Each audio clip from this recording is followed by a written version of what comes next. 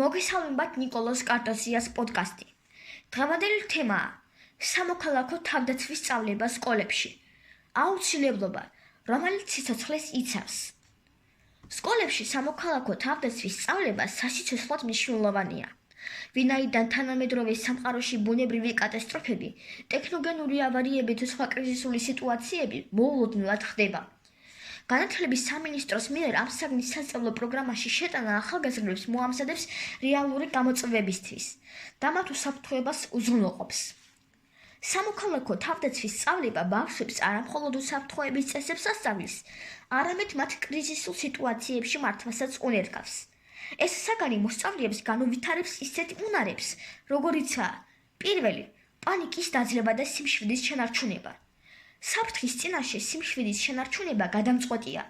სამოქალაქო თავდაცვის გაკვეთილებზე მოსწავლეები სწავლობენ, თუ როგორ უნდა იმოქმედონ პანიკის გარეშე, რაც მათ საშუალებას აძლევს ირაციონალური გადაწყვეტილებების ნაცვლად სწორად იმოქმედონ. მეორე, სხვების დახმარება. სამოქალაქო თავდაცვის ცოდნა მოსწავლეებს საშუალებას აძლევს დაეხმარონ არამხოლოდ საკუთარ თავს, არამედ სხვებსაც, მათ შორის ოჯახის წევრებს, თანაკლასელებსა და ახლობლებს. ეს საგანი ხელს უწყობს მათ პასუხისმგებლობის გრძნობის განვითარებაში. მესამე, რისკების შეფასება. მოსწავლეები სწავლობენ, როგორ შეაფასონ გარემო, გამოავლინონ პოტენციური საფრთხეები და თავიდან აიგიდონ ისინი, რათა თავი დაიცვან. მეოთხე, მზაობა კრიზისული სიტუაციებისთვის. სამოქალაქო თავდაცვის ცოდნა მათ საშუალებას აძლევს მოემზადონ სხვადასხვა სცენარისთვის, რაც მათ თვითრწმენას ზრდის. ისინი სწავლობენ, როგორ შეადგინონ საგანგებო ჩანთა, იცნობენ ევაკუაციის გეგმებს და იციან, როგორ იპოვონ უსაფრთხო ადგილი. ეს საგანი არ შემოიფარგლება მხოლოდ თეორიით, ის მოიცავს პრაქტიკულ მეცადინეობებსა და სიტუაციურ თამაშებს. პროგრამა უნდა მოიცავდეს შემდეგ საკითხებს. პირველი, ხანძრის უსაფრთხოება. როგორ დავტოვოთ ცეცხლმოკიდებული შენობა, როგორ გამოვიყენოთ ცეცხლმაქრი, როგორ ავირიდოთ თავიდან ხანძარი. მეორე, პირველადი დახმარება. როგორ გავუწიოთ დახმარება ადამიანს, რომელსაც სუნთქვა შეეკრა, როგორ დავუმუშავოთ ჭრილობა და როგორ ვიმოქმედოთ დაზიანების დროს. მესამე, მიწისძვრის უსაფრთხოება.